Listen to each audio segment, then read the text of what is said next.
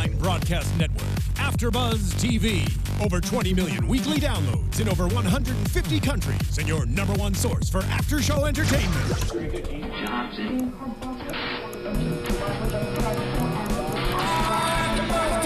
AFTERBUZZ TV, the destination for TV superfans. Producing after-shows for over 300 of your favorite TV shows. Interviewing celebrities and showrunners. And bringing you behind-the-scenes exclusives. All thanks to E! Entertainment's Maria Menounos, producer Kevin Undergaro, and internet leader Akamai. Now, let the buzz begin! Ding, ding, ding, ding. Yeah. It's got to build up. It's coming.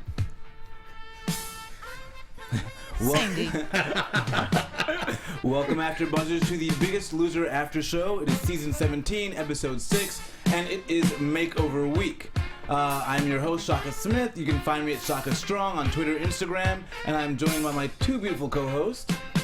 I was just getting my life. Sorry. This is a classic. What's up, everybody? It's your girl, McCall Hall. You can find me on social media at McCall Hall. When sports and pop culture collide, it's the McCall Hall of Fame. Wow. And you chose the song, too. McCall chose that song. I was feeling it. This is Chris Howard. You can reach me at Chris Howard Live or legendarylivingdaily.com for motivational, inspirational tips, and the legendarylivingtv.com for my YouTube channel.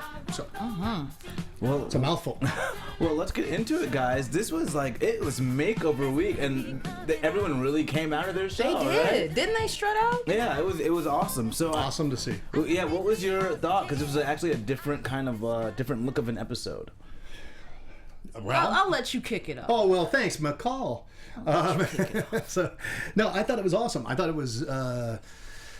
was really neat to see how far they've come, and I think that's this episode was like the before and after picture, and they literally did that for contrast every time because there were two entrances that each of the participants or the contestants made. So first to the trainers and Bob, and then secondly to their family.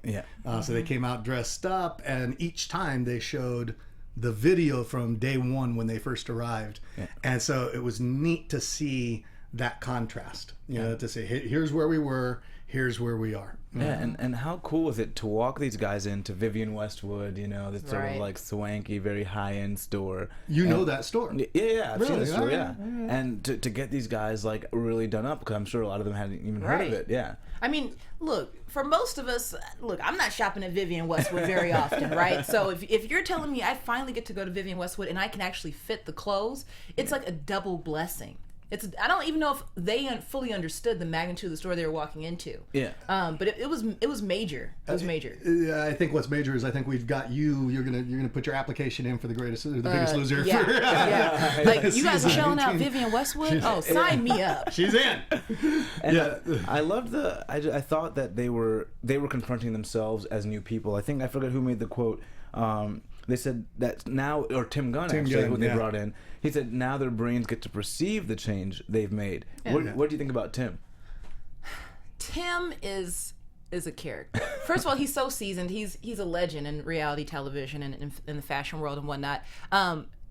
Tim did an excellent job of making sure that he hit that emotional point for each one of them. Mm-hmm. And Tim, like we were discussing this before we came in here, Tim has a way of presenting his thoughts to you. But every one of his thoughts, whether it's you are hot, you look stunning, he did it in a way where they really understood it and felt it and really appreciated it. And each comment he made about the contestants, I really feel like, because I don't think he's known them for that long. You know what I mean? Like, but I got the sense that he knew what they needed to hear in that moment. Yeah. That really solidified that major change they were going through. And I think that, I guess, with what they are doing, they're so raw emotionally. Like you can probably just feed off of their emotions and kind of really get a sense of what they are going through, just being in close contact with them. Right. Yeah. And they're not only going through the physical transformation, but also the coaching. And that's what I saw Tim as being kind of half life coach, half fashion guru. Yeah. Mm-hmm. And he really played that off well, because he was, what he says, look in the mirror and look at that person, and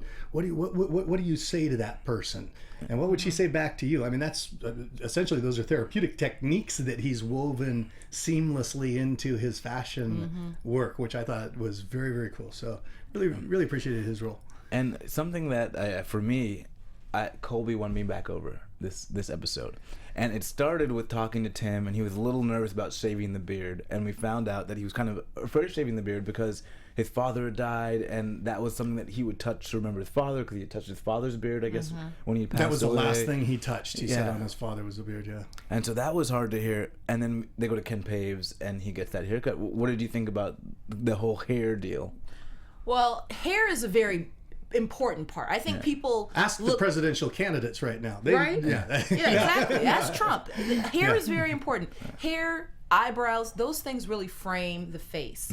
And when your face is undergoing transformation due to weight loss, what you need from your hair totally changes. You know, there's a saying, the bigger the hair, the smaller the waist. So I was interested to see what they were going to do with the women, especially with their hair selections. And they all looked fantastic hair-wise. That's really interesting, because the hairstylist pointed that out. I got to remember his name. I've got it written down here because he's Ken spectacular. Paves. Ken Paves, spectacular hairstylist. But he said when you put on weight, you hide behind the hair.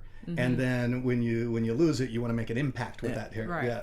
And one of the things I heard as they're coming down, they're doing all the reveals. Every single person said, "I'm now the person I felt like I was inside." Everyone felt like they were finally catching up to that image of themselves inside. Who was the most remarkable transformation for you guys? Ooh, I have mine. Okay, go ahead, because I'm still thinking about. I'm on the fence. I'll let it out. Steven. I was shocked by Steven. Yeah, he's been kind of quietly and all of a sudden you see this ridiculous change, right? Yeah, and you know what? This is the first episode. I'm very ashamed to admit what I'm about to admit, but I didn't make the connection that Steven and Jackie were together. Here we are on episode 6. They're making out. And they're making out. But they keep showing these wedding photos. Chris is like, what? We're in Hollywood. We've seen it all, right? So I thought nothing of it. I didn't want to make any assumptions. And I actually won't fault you on that because thank you. Shaka's saving me.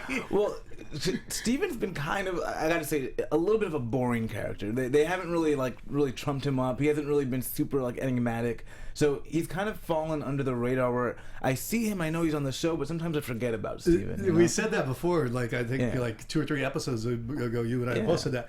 But he's coming out and he's looking, I'm coming out. Yeah. And that's what it is, the personalities. Man, he looks good. What did you like about Steven? Did you like the outfit, the haircut? I mean, what really set it off for you with Steven? I think, well, with Steven, he said something where he said, I feel like Steven again. I feel like me again. And then it showed a picture of him when he was playing hockey when he was a kid. Yeah, and you could see that. I'm gonna sound corny here for a second, but you could see that eye of the tiger, right? And I only say that because I told you look like Lila Ali. But and Lila, she said that she could take you. So don't get me beat up. Don't get me beat up. Well, no, I know. You said don't say it on air. I said okay, but you just said it. How could I not say that she challenged Lila Ali to a fight and said she could do it here at AfterBuzz? Last comic stand. Yeah, we'll get her in the next episode. Last comic stand. But that eye of the tiger, it's coming out. That's and I saw that coming out in a lot of them on this episode. They're starting to feel who's really underneath that confidence. The confidence, yeah. And what's interesting is I thought of you while I was watching it. In my bedroom alone last night. No, sorry, sorry, Shaka. Didn't mean that. But I thought of you. Well, yeah, there's a little, no. But I did think of you while I was watching it because we've had so much back and forth about talking about the emotional states and the mental side of this. But they're all coming around to the mental side, improving their mental game by improving the physical game. So you see how hand in hand they go. Yeah. In fact, I heard one of them saying, because I was listening to it again on the ride over here, and I heard one of them saying, I'm starting to believe all those things that I was telling myself, that I am worthy, that I'm worth loving, that I'm, and why do they get there? Because they're loving themselves through the process of taking care of themselves. Yeah. How about yourself? And, look, I'm a woman, all right, and when you finally see that guy and he's all put together, it just sets it off for you, right? Now, shout out to the 90s and hip hop. Who remembers Big Pun? Oh, yeah, Big Pun, yeah. I'm not a player, I just crush a lot. Roberto reminds me of Big Pun. But he came out tonight looking like Rico Suave. Yeah, he was ready. He looked so good when he came. I mean, they took the beard and transformed that beard. Because the beard looked like a sheep's behind. Yeah. I wasn't feeling his beard when he first got to the ranch. He looked like he was one of the animals out there, right? Definitely not metrosexuals on the show. Yeah. They cleaned him up and gave him a little tan and had that suit nice and fitted, that Italian cut. Look, he had that if look. anything goes wrong with his marriage after the ranch, holla. And it also reminds me of Colby. They shaved the beard, and it was, he was. It for me, that represented a very emotional hurdle that he had overcome. For sure. He wasn't clean shaven, but it really got rid of that sort of reliance on that beard. And I noticed when he was talking about his father, he would do this even when the beard was gone. And so you could see that the remnants are still there, but to get to that point was also a point of healing for him. Yeah, you wanted to make that point earlier, and somehow we missed it. But it was because it was a big metaphor for this transformation with his father, and all that he had been through. And what was interesting was the recognition of that by both. Let's see, who was it? I think it was both Tim as well as the. Here's Alice, Ken. Wait, Ken. Yeah. Ken, I'm sorry, I love you.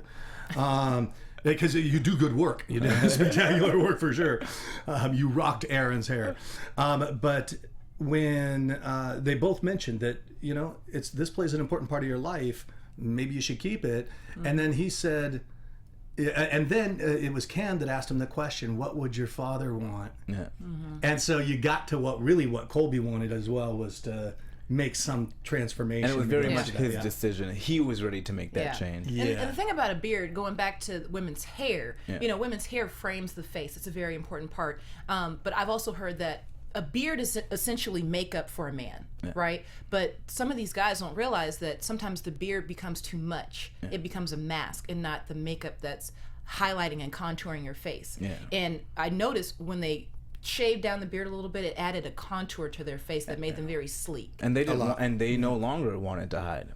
So and for me, the transformation was Felicia. I was floored by her transformation. Like, she out of nowhere, because I didn't even know that she lost that much. Right? I was like, well, wait a minute, what the hell happened there? Yeah. And I think we saw the same surprise on Dolvett's face too. He spoke to her, and he sure did. Dolvett, you're not hiding it from us. We saw it. He looked like he was maybe asking around a date there. I got a little bit off topic there, but Dolvett and Jen. You both have won me over, because both of them are looking slick too. I'm looking at Dolvett and I'm like, that guy's a stud.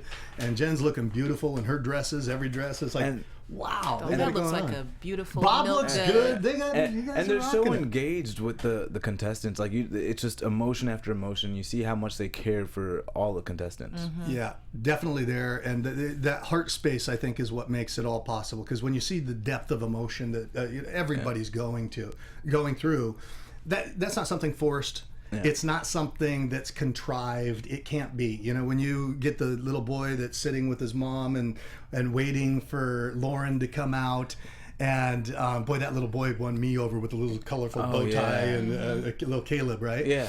Oh my God, when you saw the look in his eyes, and they're capturing real emotion here, and it's spot on about the trainers really being there for them and really caring about them. And that's what makes the show gripping. Yeah, I thought the reveals were so crazy with the family and Roberto and Jacob. I think it was Jacob was his son, and like just watching the emotion of the families. And who was it was it Lauren? I want to say there was a boyfriend. Oh, it was Aaron. The boyfriend and her mom. Aaron, Maddie Boo.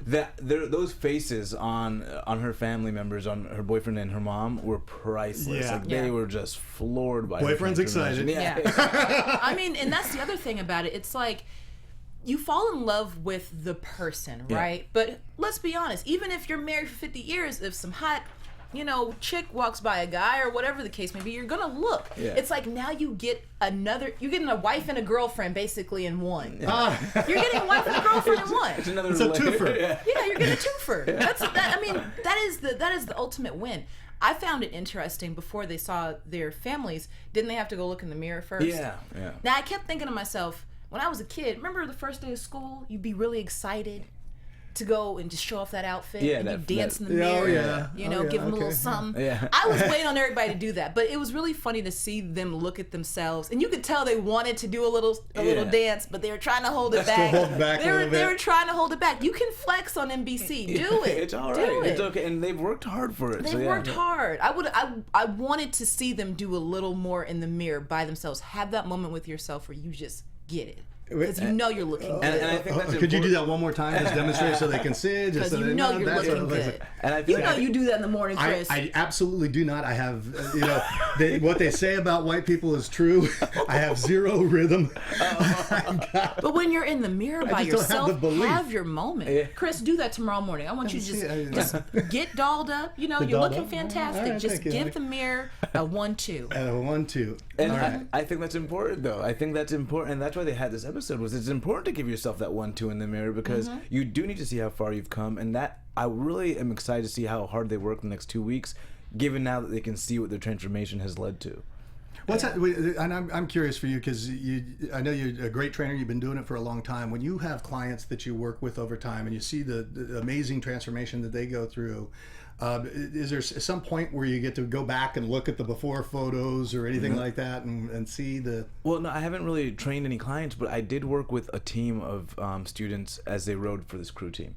Yeah. And helping, watching people go from just, these kids, 15, 16 to 18, and turning into athletes. And we had some kids that were overweight, and they went from just losing tons and tons of weight and to really muscular, not just rowing serious. Yeah, and they're kids, so they have higher levels of HGH and testosterone just running through their blood. Metabolism. And the metabolism is still up. But just watching them make those changes and seeing it for themselves after a while, where they could really internalize, then you saw the difference. You saw things start to click for them. It's so powerful. And they've made the point in a couple of occasions. I think somebody said, I think it was Bob said to Colby, you look 10 years younger. Oh yeah, it looks amazing. And it's true. When you lose the weight, when you let it go or donate it to the universe or whatever you want to say, people say when you lose something, you go out looking for it again and usually find more. But when you get rid of that, when you shed those extra pounds, it does make you feel younger. And you can touch your toes again. When you can see your toes again. You can see things that you haven't seen in a while. I mean, I forgot that forgive was there. me, but I was thinking that to myself.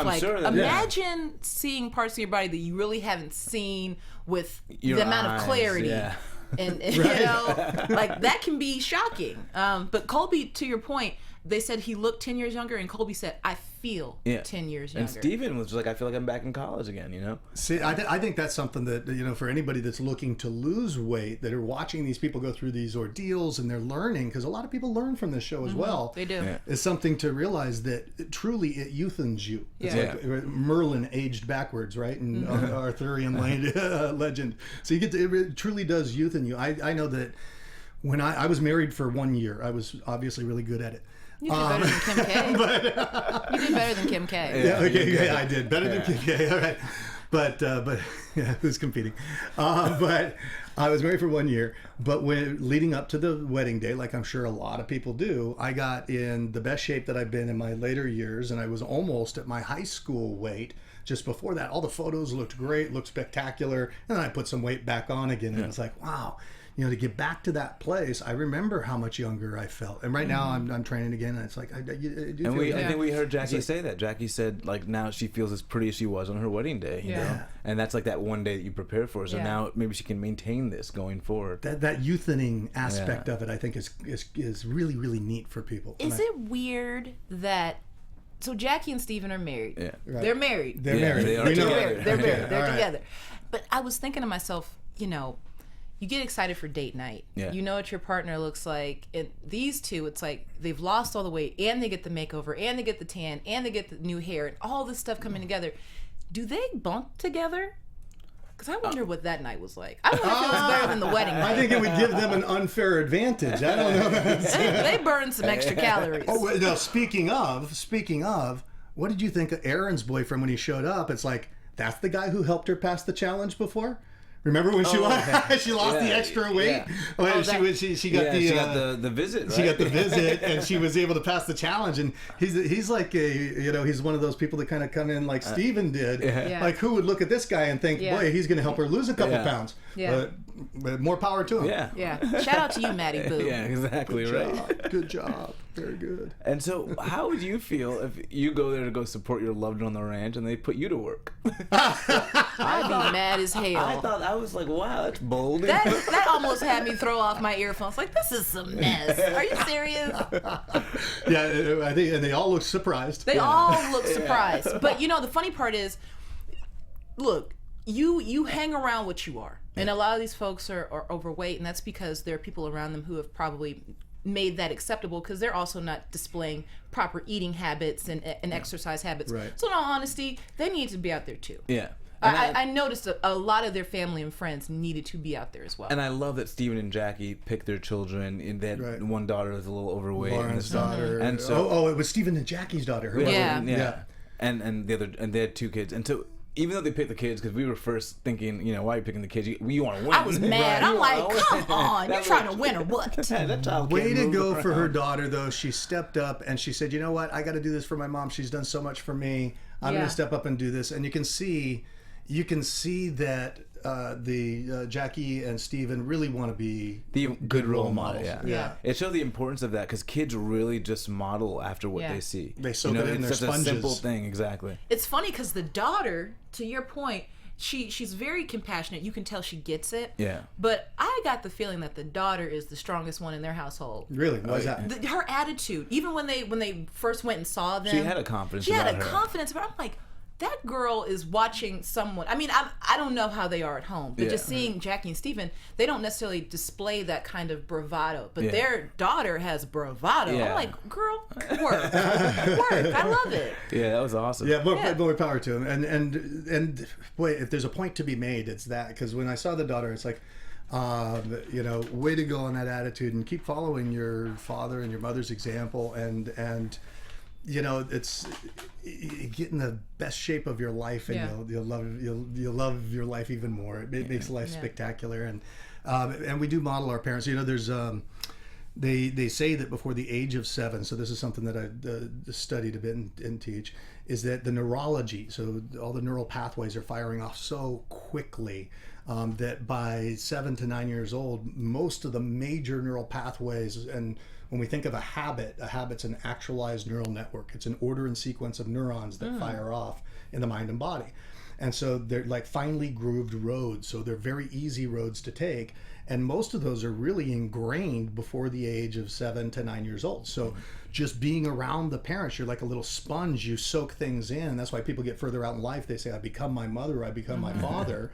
Because your actions speak louder than your words, and they become very strong nonverbal suggestions for how one should behave. And so you look at where the daughter's at, and the parents get that if they don't change what they're doing, they're kind of missing the mark in terms of being able to really pave some powerful pathways for her to live an extraordinary life. Sorry, I just kind of vomited for a little while there. No, I mean it's true. Spot on. Yeah, I think that's spot on. I think that's what we got to see this time is how their own decisions affect the people around them. And so, who we had Erin winning this challenge, right? Yep. So she gets her 1 pound advantage. How'd you like her haircut? Oh, I love that new hair. Right? Ooh, she worked it. Yeah, she worked it. And I think even she said she was hiding and she wanted a haircut that like really revealed herself. Little rocker, right? Yeah, I just love that whole theme throughout the entire show of people just going, I'm truly who I'm supposed to be right now. And I know you're going someplace here, but what I want to add to your point there is that. The stylists really helped to bring their authentic selves out. Yeah. And that was neat. They captured the essence of who the people were. And I really, really impressed with both Tim as well as Ken. Ken, I love you. That's like I saw the work I was watching. Wow, this guy's amazing, So they referenced how, and I can't remember who said it, but someone referenced Erin being a rock star. Yeah. And so finding clothes that really brought out that rock star in her, they did an excellent job of that. Yeah, I thought so too. And then we have our little heart-to-heart with Bob Harper. Which I love that they're having that continual mental massage for all these people. So what do you think of that heart-to-heart? Well, you know, it's necessary when you're going through that many changes. You're talking about physical changes. You're talking about being away from your kids. Sometimes you just need an ear. Yeah. You just need an ear because you're going through so many changes. I mean, sometimes you need an ear just getting off the 405, right? So just imagine all the things that I'm being for real. Sometimes I'm like, can somebody just listen to me for 10 minutes? Right. But they're going through all these different things. You talk about somebody being away from their kids for 10 weeks. I mean, I don't have any kids. And thank the Lord, but I'm assuming once you get them, you really do cherish them, right? Not that you know of, right? I mean, I guess, I guess, you guys. But you know, to be away from your kids and then somebody screaming at you, like all this stuff going on, you need a constant check-in. And Bob has an excellent way of nurturing and offering advice. Yeah, I agree. And I thought Colby. Well, you know, and again, he makes me feel bad because I was kind of like anti-Colby the last few episodes. You've been riding Colby. Yeah, I was just like, come on. And now you get the real story of the father committing suicide and Colby in there cleaning up the blood.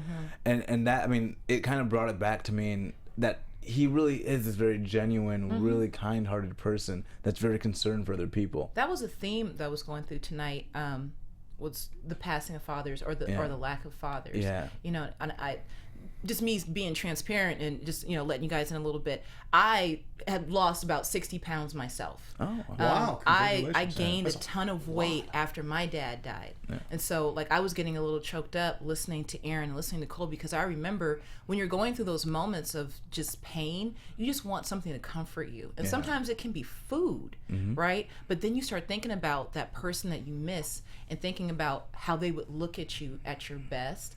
And I think that's what really has been pushing Colby and Aaron, because they remember their father's memory, and they want to present, even if he's not here in the present on Earth, they know that he can still see them. Yeah. So I thought it was just really interesting to hear about people's loss. Yeah, because it reminded me of when they did at Vivian Westwood, where she had the purple and the pancreatic cancer. She brought that up, and it just kind of showed you these extra notes to these people that they are very affected by certain things that happen in life, and it can be so easy to let your health go when these things happen. Yeah. There's this, and what we got to see was this catharsis where it really takes, you know, when somebody has a significant emotional event in their life, and it could be the passing of somebody, it could be anything that it could be a heart attack, it could be something else that happens to you that's really significant, where it's like all of a sudden your whole world's turned upside down, and when you're living in anger and grief and resentment and sadness, and it's like it's boiling over, you need an outlet, you know, and it could be an overload, and so they reach out for food or whatever it is, just to get some temporary relief or satisfaction, or just the comfort foods as we talk about. And what's neat is that the show is actually tracing it back to the root. They're having conversations about it. They're getting things out that might not get out otherwise. And I have to compliment, you know, kudos to all of the coaches, to Jen, to Dolvett, who we'd still really love to get on the show. So if you guys want to come out here, we'd love to have you on our couch. It's open right now. I can't say that it's going to be open for a long time, so you may have to call us quick. Call. Call. Yeah. Call McCall. But I'm going to give them all kudos. You know, I think on behalf of all of us, we'd say this. But you've got Jen, you've got Dolvett, you got Bob, who's doing a great job. He knows the right conversations to have. And also we have Tim and we have Ken. Yes. Right? All of them were playing these, you know, they're not therapists, but they're playing life coach type roles within what they're doing. They're doing it really, really well. Kudos. Yeah. Good job. Excellent. Yeah. And I know some of the earlier criticisms when The Biggest Loser first started was that they weren't really taking care or nurturing the contestants in a long-term manner. Right. And so this season, at least for me, has been exemplary in the way they're treating the contestants and making sure they are set up for success after they leave the ranch. Yeah. If somebody really resolves something like that and they have a new outlook on life, whether you look at Colby with these, you know, all these little things that seem so small or seem so symbolic can be huge in his life. And the short beard can remind him for years moving forward about the new man he's become. Yeah, absolutely. Even the clothes. I mean, I grew up an athlete, so for me to let my body go at one point and then I can't wear things I used to wear, it's crazy to me. Once you get back into those clothes and you start working those outfits, you never want to be Yeah. You never want to go back to plus size. Yeah. It's a powerful reminder. It is a of what very, you I can mean, be. it's a very powerful reminder, and hopefully that's one that will carry them. Yeah, because the reality is you can go back, and that's the tough part is that it's so easy, and you probably know better than any of us, Shaka, because you're so dang lean. This guy is ripped like nothing you've ever seen. You're not going to take your shirt off for us, are you? No, all right. Maybe the season finale, right? Yeah. Bust out the baby Shaka reveal. Boom, shakalaka. But the reality is that, you know, you don't think about the amount of calories in a coffee if it's sweetened with something or a vanilla latte. You don't think of the little things that start to add up, and it's so easy. And so they might reach out for it because of an emotional need for comfort, but they also might reward themselves thinking, yeah, I got this now. And then pretty soon find themselves on the off track again. Yeah. And speaking of, I mean, what I loved about this episode was there was actually just one elimination. That was my favorite part. Yeah. And now we had our one elimination. What did you think about Lauren going home? Well, let me just say this. She will not be the biggest loser this season. However, she is the winner of the best shoes. During the makeover, she had the best shoes. Were they the red ones? The twinkly ones. The red. They were black, twinkly. Oh, black. They just really popped off that red carpet. So, girl, congratulations. You won the best shoes of the makeover. But, you know, I feel for her. I really feel for her. But it gets hard after if you're not super big to begin with, and you can speak to it because, you know, you're a trainer and whatnot, it becomes harder to have those big losses when you don't have a whole lot to lose. So she shouldn't hang her head. Yeah. And at the end it showed her at home, I think she was in the 170s, wasn't she? Yes, I think she's lost a total of 66 pounds by the update, which is amazing. That's insane. I mean, I haven't weighed 170 since high school, and I know that we're different sexes and all, we think, but I'm still trying to figure my stuff out. Well, that's a joking people. But Lauren, I think she did fantastic. I love the fact that the weight loss continues. And I think that the show was really smart in terms of having that after show prize, because it would be a shame if everybody went and got fat in the next 2 weeks, you know. Yeah. So instead we've got the motivation. We see these people getting lean, because at first I was like, wow. When they show afterwards, like, how the heck are all these people continuing to get lean? Well, they got a prize coming at them, and they've got some sort of a review or something right at the end. Yeah. But I did have a little moment when we had the twist of when they said, well, now you have to defend yourself and sell yourself. And Lauren really said, look, I had the high percentage. Come on. It went from Biggest Loser to Jerry Springer real quick. Very quick. Very quick. I got uncomfortable. I was like, oh, something's about to pop off. Yeah, Felicia wasn't too happy about, you know, the comment about I deserve to be in the finals because she feels like she deserves. She's made it 10 weeks, too. What do you think about that? The funny, I mean, it was like they had to add the drama, you know, so that's like, that's part of the production. It's like, let's flip that switch and add a little bit of tension. But I felt for both of them, because they probably liked each other to some, but all of a sudden you hear somebody saying something negative about you, and then you're saying it back. You're 2 weeks away from possibly being the Biggest Loser. They're at the end now, so things might get a little bit more cutthroat. I don't know. Felicia's face just cracked me up. As soon as Lauren started going in, she just turned and said, "Are you?" Say what? I was like, I know that's right. I would have done the same thing.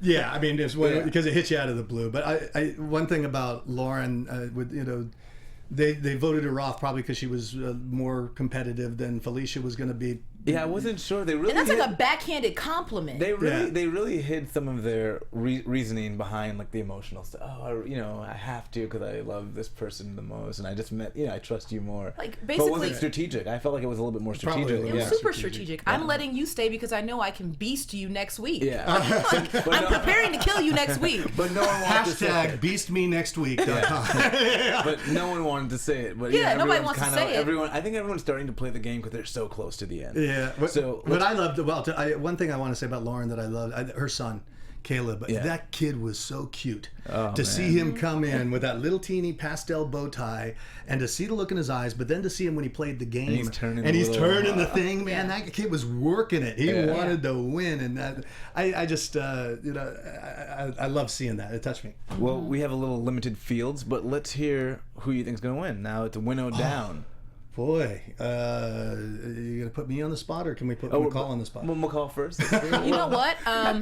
At this point, I'm gonna start being strategic myself. Like, we can get into the emotional part. I like Erin's dedication. I think that she has a lot of heart, and she has a big reason for losing the weight, right? But I'm playing the percentages. Roberto still has a lot of weight to lose, right?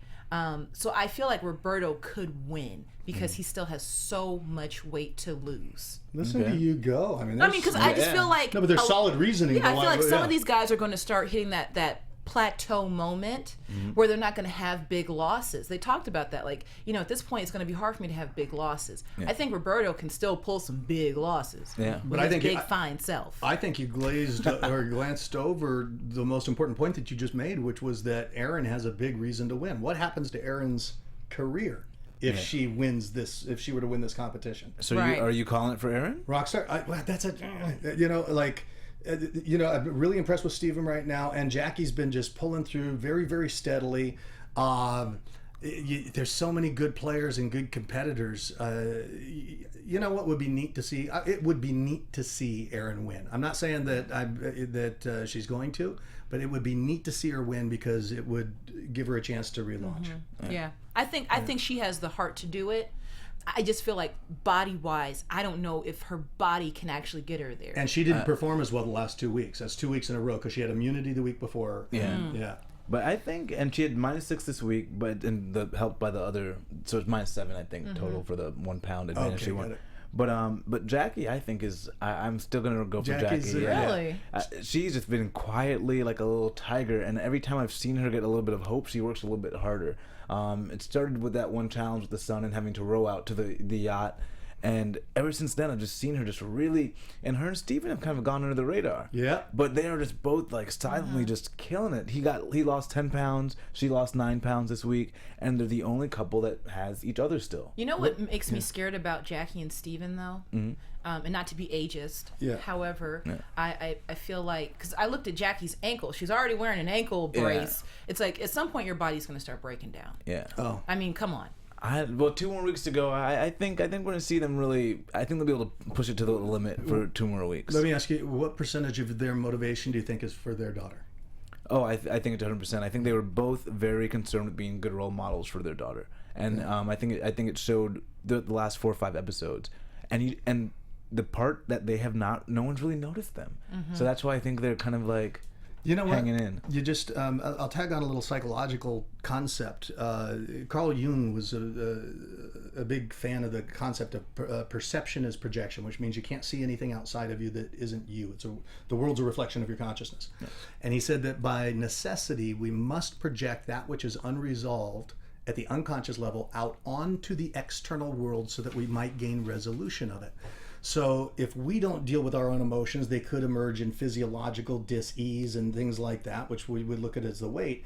And if that isn't enough of a wake-up call, it's like you get the feather, then you get the 2x4, then it projects itself outward into people, situations, and things. And I think they're seeing the reflection of themselves in their daughter, and it's like, hell, we got to do something have about not this. listened. We didn't listen to the emotions. We didn't listen to that. We didn't listen to that. We didn't listen to all these other precursors, and now we're seeing it reflected back. Yeah. And I think that could work in multiple different ways, not just in your daughter. It could work in your business. It could work in other places as well. And didn't Steven say that his background is in sales? Yeah. Was that Steven? So now he finally has that look to present himself the way he wants to, and he was having trouble finding work because he couldn't present himself in the right way. But we are almost at the end, so I would love to get your guys' fitness tips for our viewers. So yeah, what do we have, Chris? I love it. He plans it out, and then he throws it, and then he lobs it.